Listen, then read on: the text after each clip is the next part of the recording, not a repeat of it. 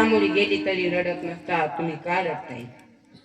तुम्ही का रडताय म्हटल्याच्या नंतर राजा दशरथानं सांगितलं, सुमंता अरे मी नाही रे रडत, त्या समोरच्या भिंतीवरचं चित्र मला रडवते. त्या समोरच्या भिंतीवरचं चित्र मला रडवते म्हटल्याच्या नंतर सुमंतानं सांगितलं, मालक अहो काय चित्रे मला तर दिसत नाही. राजा दशरथ सांगतो, राजा सुमंता अरे बघणार रे सुमंता, दोन आंधळे मायबाप आहेत आणि त्यांचा एकुलता एक मुलगा श्रावण बाळ आपल्या मायबापाला तहान लागली म्हणून पाणी आणण्याकरता गेला आणि मी त्याच तळ्याच्या काठावरती एक बाण धरून बसलेलो होतो. मला असं वाटलं कोणता तरी श्वाप आला, कोणता तरी प्राणी आला म्हणून मी असा बाण सोडला आणि बाण श्रावण बाळाच्या छातीत लागला गेला.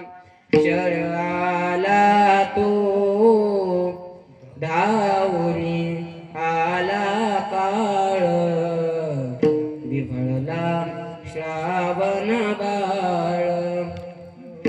शर आला तो धावून आला काळ, विभळला श्रावण बाळ.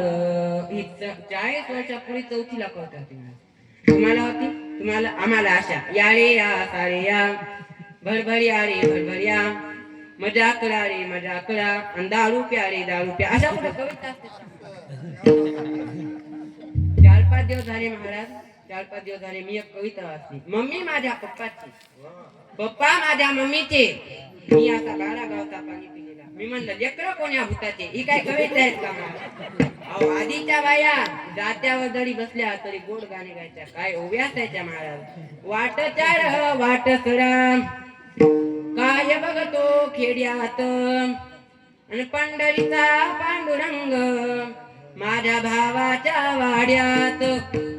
आधी होत पण आता राहिलं का? आमच्या गावाकड एक बाय नवरा झोपातून उठून म्हणून गाणं म्हणायची, रामाच्या ग पाऱ्यामंदी जात वाद वंगा वंगा, जात वाद वंगा वंगा, मुठलं गोधड्यातल्या सोंगा. हे काय का?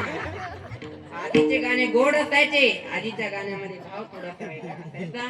आता गाणे गाव नाही असं आमचं म्हणणं नाही, पण आधीचे गाणे गोड असायचे. आता आम्ही आळंद घेऊन येत असताना एकदम सकाळी पिला होता, सकाळी मी त्याच्याजवळ गेलो आणि मी म्हणलं, अरे एवढ्या सकाळी कोण पिला दारू? ते म्हणला, महाराज तुम्हाला माहित नाही का? मी म्हणलं काय? मोदीनं सांगितलं की प्यारे देशवासियो. महाराज आता 2-4 दिवस झाले मला थोडासा खोकला लागला. ते म्हणलं खोकला लागला का? मी म्हणलं हो राव खूपच खोकला लागला. ते मला तर म्हणलं 2 टोकन दारू घ्या. मला का नाही? मी सहज विचारलं, तुझ्या दारूनं माझा खोकला जाईल का? तो म्हणला आपलं घर गेलं, जमीन गेली, बायको माहेरा गेली, तुमचा खोकला तर एका झटक्यात जाईल. काय कुठं काय लावतील मला काय सांगायचं नाही. विषय मला एवढा सांगायचा आहे, बाण श्रावण बाळाच्या छातीत लागला गेला.